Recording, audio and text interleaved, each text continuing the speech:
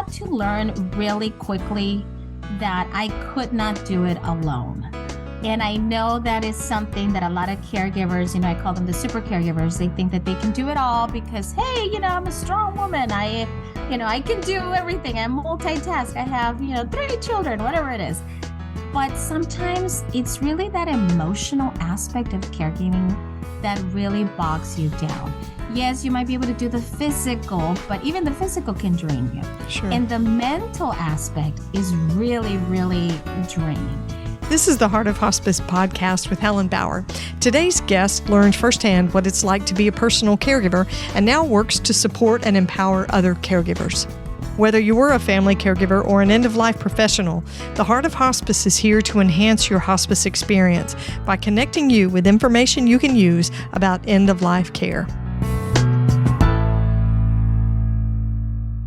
This episode is sponsored by Hospice Navigation Services. When end-of-life care becomes confusing or overwhelming, Hospice Navigation Services can help.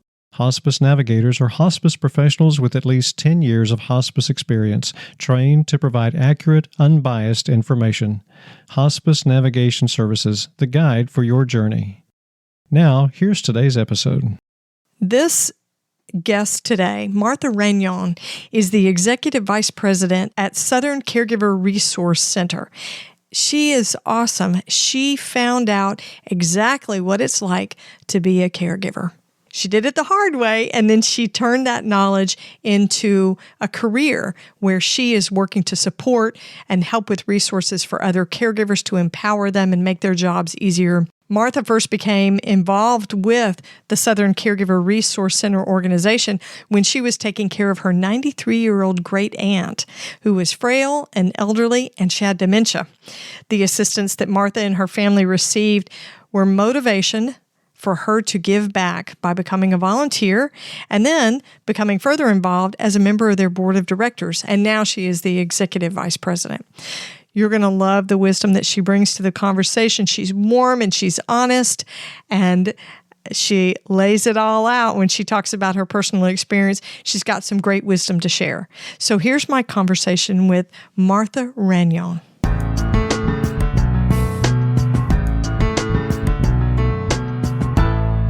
Hi, Martha. It's so nice to talk to you today and see your smiling face, even though our listeners can't see it. Welcome to the podcast. Hi, Helen. Thank you so much for the opportunity to be here today. Well, so we're going to start out with just sort of an icebreaker question. What are you, let's say, binge watching or binge reading, in case you're a reader? What are you watching these days? Well, I try to binge watch shows that I never finished.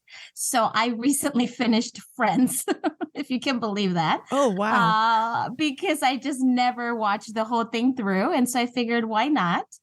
I like to read. I'm a reader. And my son during COVID had challenged me to read the Harry Potter series because he's read it 4 times. And so he said, Mom, you should read them. I got to be honest, not my genre. So it was difficult for me to sit through them, but I did finish them. And so what we did is every month we read a new book. And so I've kind of really enjoyed reading a book on a monthly basis, at least try to. That's awesome. Some of those books are pretty big. That's a big commitment. Yes. And especially when it's not my genre. Yeah, if it's not your cup of tea, I get it. Yeah. But Friends is a big commitment too, because there were a lot of seasons. So my hat's off to you. I have a lot of respect for that. I kind of started watching the Golden Girls, and then my husband tells me, you should finish watching Jerry Seinfeld. I'm like, I can't do all this. It's too much. It's too much. I get it. It is a big commitment, but you can do it. Just hang in there. Just hang in there.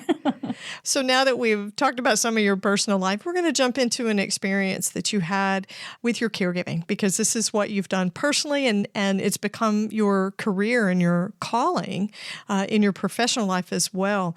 Your first caregiving experience was with a relative. Tell me about your caregiving experience. That is correct. I was actually caring for my great aunt. And sometimes I pause when I say great because she was great. It's just that she was my grandmother's sister. And she was elderly, and she was of a different generation where she believed that after 60, that was it, that was the end. And so she ended up, living a long life until 98. Oh, And wow. so for her, it was like, what's going on? Why am I here? Right.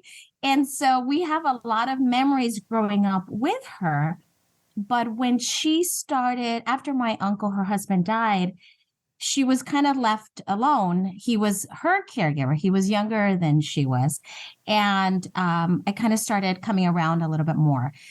But I found myself, Helen, really struggling because even though I was in the field and I could understand, what dementia was and what elderly needs look like, it's not until it's your own that you start realizing, this is harder than I thought it would be.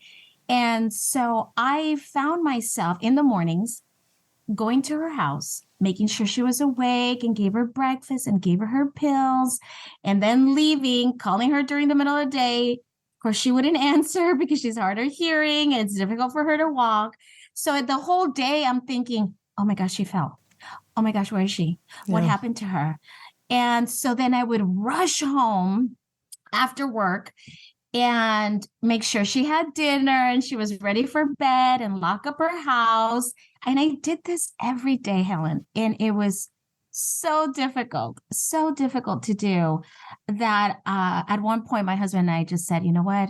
Let's just bring her home with us. Yeah. Let's just bring her to live with us. It's going to be much easier for you. And so that's how I kind of became really, really hands-on involved with her care. She was a live-in caree for you. Yeah, living in your home. And you have a couple of kids, right? It was actually at that time, I was pregnant with my first child. So can you imagine me kind of waddling through, trying to bathe her and, put her in the car, and she's not cooperating because she's got dementia, and she's like, where are you taking me? I don't want to go anywhere. And I'm like, I got to go to work. Oh my gosh. It was a challenge. It was a challenge for sure. So there are some special challenges that come with being a caregiver for someone with Alzheimer's and dementia. Not that any other diagnosis doesn't have its challenges, because we know it does. But what were some of the special challenges that you encountered caring for your great aunt? Wow. And I think a lot of caregivers don't realize it until they're in it, especially caring for someone with dementia, Alzheimer's, memory loss, is that it's a really difficult situation to be in, because I used to say it this way. If it was a child, you tell the child, okay, we're going to the fill in the blank school, grab your backpack. I'll get you some ice cream when we come back. You'll be fine. But with an adult who has dementia, you can't really rationalize things. You can't engage in, some sort of cognitive conversation where, hey, if we do A and B, we can get to C, because there isn't that connection. And so it was very difficult for me to tell her, I have to go to work, so I need to take you to the adult daycare facility so I don't leave you home alone. And then I'll come back and pick you up after work. Don't worry. For her, it was like, why are you waking me up at 7? I'm already, she would tell me, I'm already retired. You should really check. I don't think I need to go anywhere. You should let me sleep in. You should let me sleep in. And so I felt really bad, but it's because I needed to go to work and I needed to drop her off. And then when I would leave her, it would break my heart, because she would tell me, why are you leaving me here? Where are you going? How come you can't stay?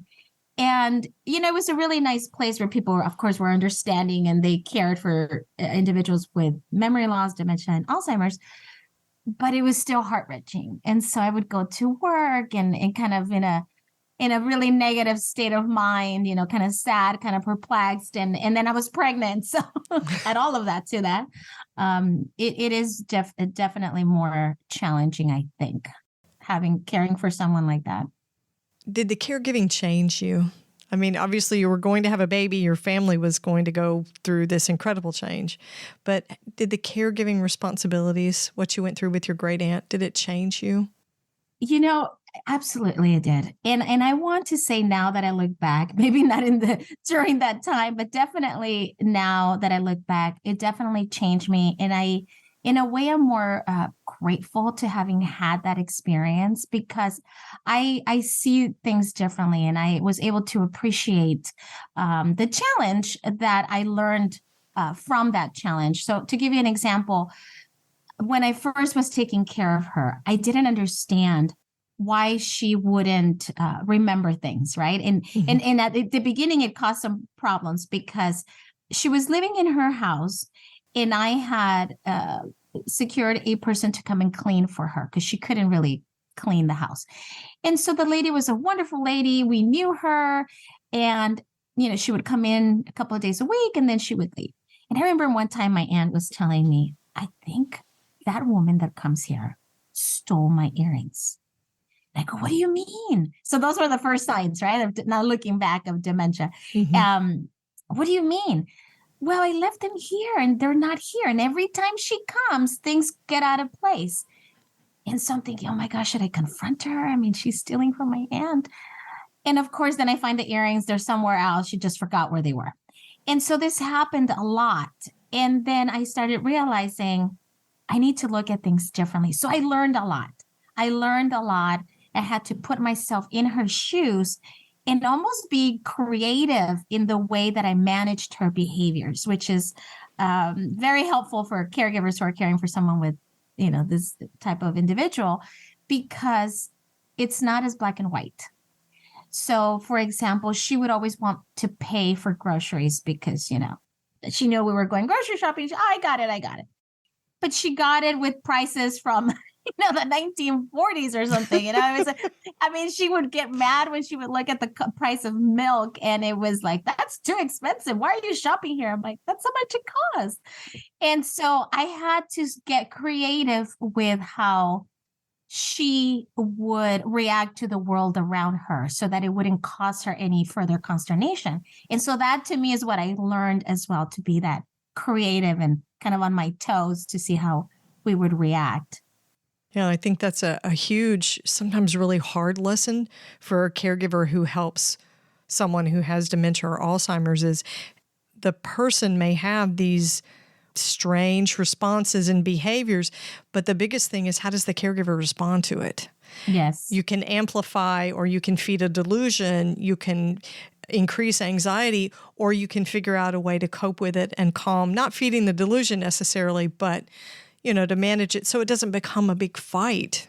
Redirecting was the key for me. And this is why I say that it was a positive experience now that I think about it, because then I was able to employ some of those techniques with my children as they were growing up, right? Right. Especially with little children, right? You have to redirect and you have to kind of create something that they might be excited about so that they can cooperate. And so I had to do that with my aunt.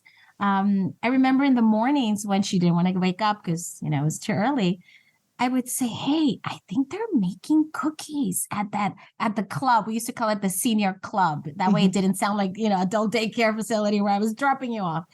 And so she said, yes, are you sure? Yes, they're making chocolate chip cookies and you want to get some, they're free. And she would be like, yes. I'm like, well, I want to go. I want to get some because last time they ran out. So let's hurry up. And so the beauty of it is that they did have cookies and they did have coffee. And so for her, she thought it was, she was getting a deal. And that's how I would get her to cooperate. So I learned a lot about that. A lot of those, like I said, techniques to get her moving. Yeah. And what a nice thing. It was obviously something that she was excited about. It's not just that jolt out of bed every morning. So, Martha, how long did you take care of your great aunt? I took care of her for about 5 years. Wow. 5 years. And at first, she was living in her home. So I had to do the shuffling back and forth. But then when I moved her in, it became a different scenario because now she's there. Right. Now she is there. And so now I'm really incorporating her into every aspect of my life, which again had its own challenges because, it's a person that's living there and you have to modify everything that you're used to doing. Sure. You have to do it differently. Yeah. I would think of that as being a long-term caregiver. Yes. What were things that you did to help, I don't want to say survive, but to thrive as a caregiver when all that was going on? I had to learn really quickly that I could not do it alone. And I know that is something that a lot of caregivers, I call them the super caregivers. They think that they can do it all because, hey, I'm a strong woman. I can do everything. I multitask. I have, 3 children, whatever it is. But sometimes it's really that emotional aspect of caregiving that really bogs you down. Yes, you might be able to do the physical, but even the physical can drain you. Sure. And the mental aspect is really, really draining. And so what I had to do is I really had to learn to relinquish some of those responsibilities, divvy them up. I often say, no one's going to say, oh, let me take care of your aunt for a whole week. But somebody might say, hey, let me take out the trash cans for you every week. And so then that's one thing I don't have to worry about. And so I really had to learn to do that, to ask for help and to relinquish some of that responsibility. I think that's one of the hardest lessons for caregivers. Even in the long term, after you've been doing it for a while, we get to where we're the experts on the person we're taking care of. And we are. That's really true. Mm-hmm. The caregiver is the expert in that particular person, the schedules and the routines, especially for someone with Alzheimer's or dementia. When those routines and those rituals and habits are super important because it keeps things running smoothly. Yes. You don't want to disrupt that. But I think we as caregivers, I've been guilty of it, have a tendency to think, I'm the expert. If I allow someone to take a piece of this, it's going to disrupt everything, throw it off kilter, and then I'm going to have to fix it. But I think creating that caregiving village is proactive, because if you don't allow that kind of help, somebody to carry the job with you, eventually down the road, you're going to have to get it. You're going to have to get the help anyway, because something's going to break down within the caregiving system. And more than likely, it's going to be you. The caregiver is going to be the one. Yeah. Yeah. So I think that's probably the biggest piece of advice that a caregiver should ever remember.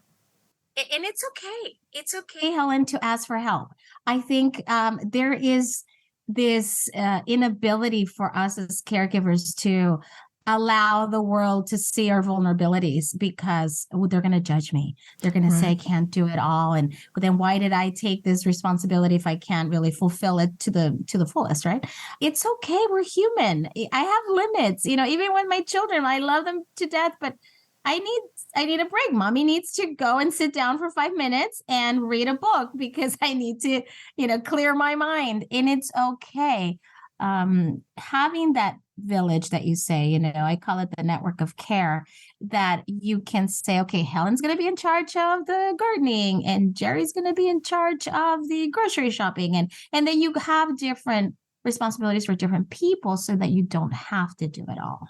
Right. It's just a mindset, but creating that network of care, as you call it, I think is so important, especially if you're in it for the long haul, if you're looking at several years of this. This episode is sponsored by Hospice Navigation Services, the guide for your journey. Navigating end-of-life care can be confusing and overwhelming. Hospice Navigation Services can help you navigate hospice care for the best end-of-life experience possible. Hospice navigators are hospice professionals with at least 10 years of hospice experience, trained to provide accurate, unbiased information. Our team's compassion and respect for quality of life allows them to help you focus on getting the kind of care you want. When you need in-depth information about hospice, a Level 1 navigation session can provide information on what hospice care includes, roles of the team members, and how to choose a hospice agency. A Level 2 session is the best choice if you want to include multiple members of your family or caregiving village, and includes an explanation of hospice costs and coverage. If you have specific questions about a current hospice experience, a question and answer session with a hospice navigator can give you the answers you need. Watch for the launch of the Hospice Navigation Services in the spring of 2023. Hospice Navigation Services, the guide for your journey. Now, back to the conversation. I want to switch gears just a little bit and talk about grief, because when you are a caregiver for someone who is in a very gradual decline, like with Alzheimer's or dementia, you deal with anticipatory grief. There are little pieces that fall away, things that you lose each day, loss of independence, like moving your aunt in with you, loss of identity, loss of roles, and then relationship loss as they are no longer able to interact or communicate, or at some point not even able to recognize, their caregiving system, their relatives and loved ones. So there's a lot of anticipatory grief there. But sometimes those relationships are non-traditional. Say, for instance, a woman taking care of an ex-spouse, an adult child taking care of a step-parent who is the only surviving parent out of a marriage. Those relationships that someone would look at and say, why are you taking this on? Because this person was abusive. You've been disconnected from this person for 20 years. This person was incarcerated most of your childhood. Why are you taking this on when in reality, you probably really don't even like the person? So there's an ambiguous loss, ambiguous grief. What would you tell listeners about what ambiguous loss is and what it looks like? And how does somebody cope with a loss like that? I definitely, I think, experienced that because with my aunt who had dementia, the relationship that I knew to have growing up with her was no longer there. I was her niece. So talk about, taking care of somebody that was so far removed from the lineage, right, of relatives, because she was my grandmother's sister. So her child should have taken care of her, or maybe her grandchildren. And I was her, great niece. So I'm taking care of her. But that's because we grew up we lived next to each other. So to me, she was my grandmother. And so, of course, we had a wonderful relationship. And when I started taking care of her and noticed that dementia was kind of taking hold and therefore our relationship was changing, this is what I know that a lot of caregivers experience, and they might not be able to label what it is. And you and I, we're talking about ambiguous loss and we've labeled it. I remember her looking at me and saying, you are not... She would call me Martita. That was her term of endearment for Martha, right? And she would say, you're not Martita. She's 8, 9. She's my niece. She lives over there in, this other city. You're some other lady that comes and visits me.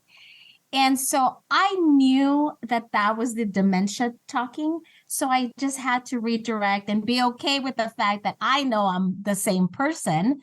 She just doesn't look at me that same way, but that's okay. We still have a positive relationship. It's just a different relationship. And many times I think caregivers fall into this trap that they want to hold on to that prior relationship, right?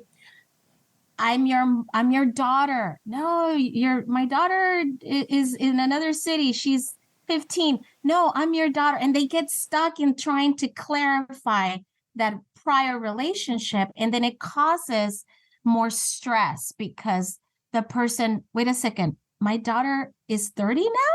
Wait, no, she's 15 or something like that. Or I have a daughter or, and I see that all the time in caregivers that they just cause additional grief when it would just be so easy to say, yeah, Martita's, she's 9. Oh, that's wonderful. Show me pictures.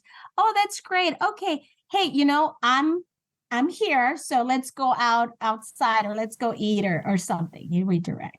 And then, of course, the other ambiguous loss that we often see is when that person is no longer physically there because they might be in an institution now, for example, or at a facility.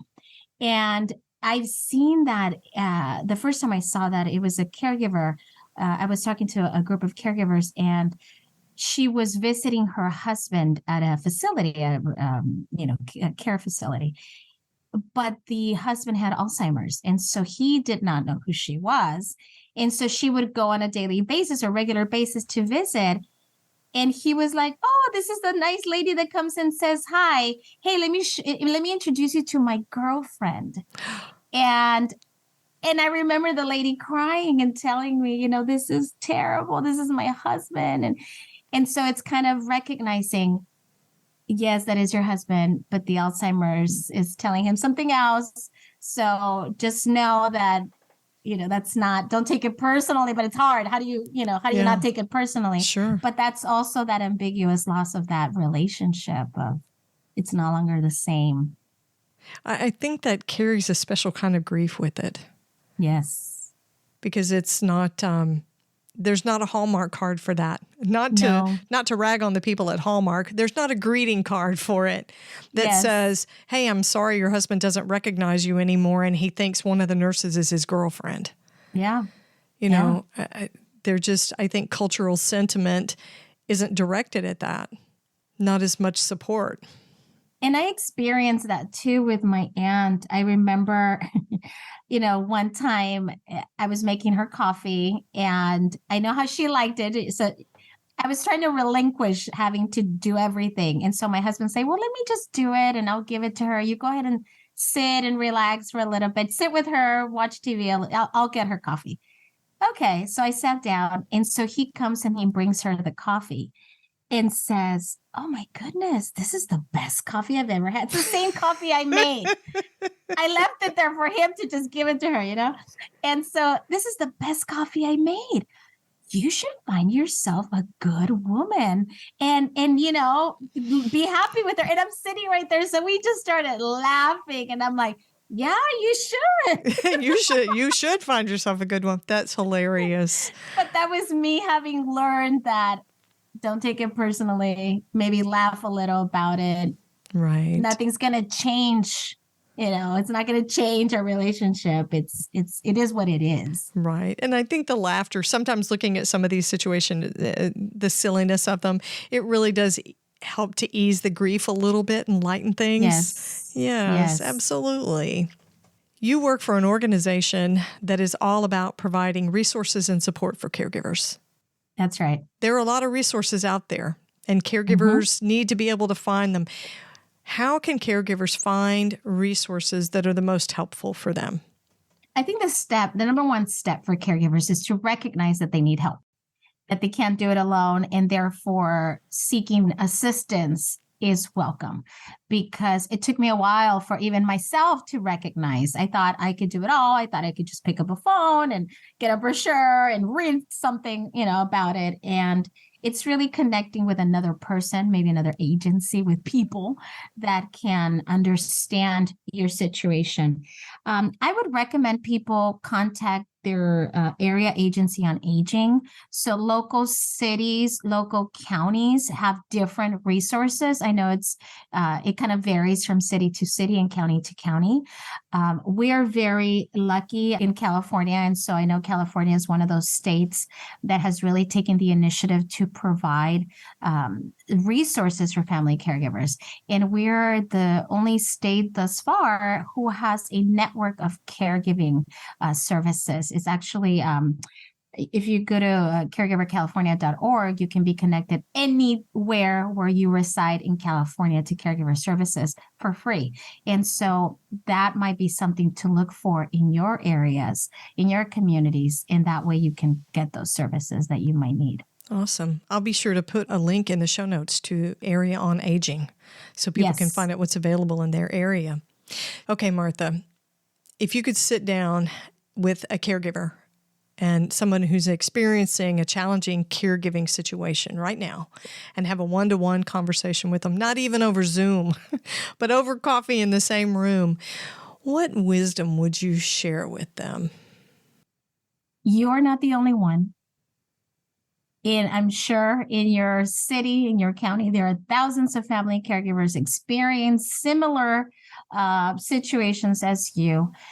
And it's okay to ask for help. It's okay to talk about it because in talking about it, you learn from each other. You learn what has worked for them, what resources they might have connected to. That's actually how I got connected. Now that I work in this agency where we provide care for family caregivers, I was a client.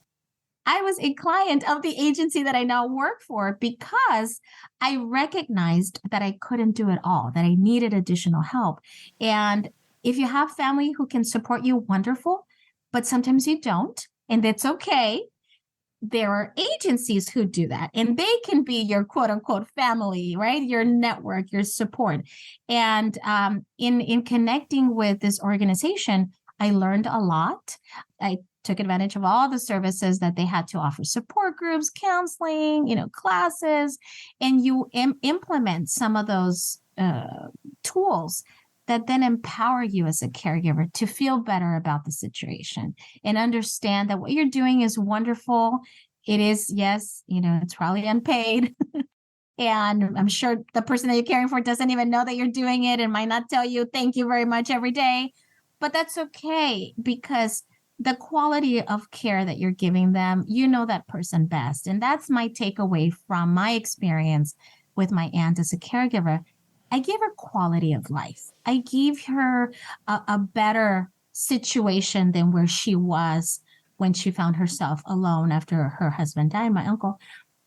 And I created new memories that I now draw from and give me inspiration and make me laugh. And I think about her. And every time I talk about her, it makes me happy because we created a new relationship. Even though that relationship where I was 8 and that's how she remembered me was gone, we created a new one where I was this lady that came and visit her. But, we still had this wonderful relationship. And we would sing songs, and, she would make fun of me with my husband, or, they would kind of conspire against me, and it was all in good, faith.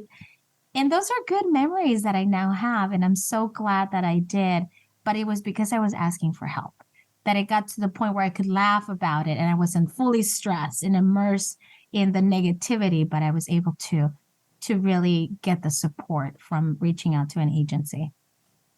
I love it. I think that the fact that you were so open to having other people become part of the caregiving system for your aunt, that network of care, that it allowed you some space to create meaning, to have Yes. those memories, to have that laughter, because you weren't super, super stressed and overwhelmed. How smart is that?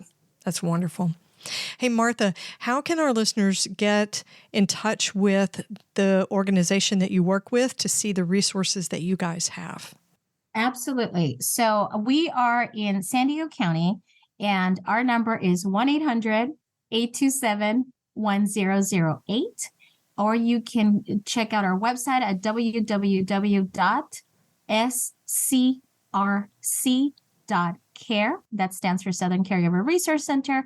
But if you are anywhere in California, you can go to caregivercalifornia.org. And there you can type your zip code and you can connect to the organization that is closest to you. Each is a little bit different in terms of the services that are provided, but they're all 100% with the focus of the family caregiver. Awesome. I'll be sure to have all of that in the show notes so our listeners can get a hold of it. Martha, thanks so much for your time today and for your wisdom. I love it that your relationship with your aunt and the time you shared as her caregiver with her has created meaning and led you to be able to talk with me today. Thank you so much. Absolutely. My pleasure, Helen.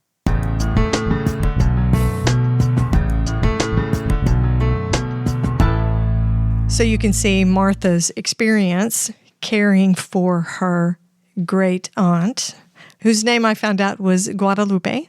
It helped her discover what the challenges were when it comes to caregiving. And she recognized not just physical, because there's some physical challenge when it comes to caregiving, helping with transfers and bathing. That's, that can be backbreaking work, but also the emotional and mental challenges, especially when there's Alzheimer's and dementia. It takes a lot of learning how to do the dance with your person you're taking care of. And Martha learned that. And she learned some techniques that would help relieve some of those challenges. And the first thing she recognized was she can't do it by herself. I think maybe that's the first lesson of caregiving right there. You don't have to do it by yourself. There are other people out there that can help, and you just have to figure it out. Creating what Martha calls that network of care is super important, because whether you're doing it for 6 months or whether you're doing it for 5 years, the way she and her family did, it's so important to avoid getting burned out.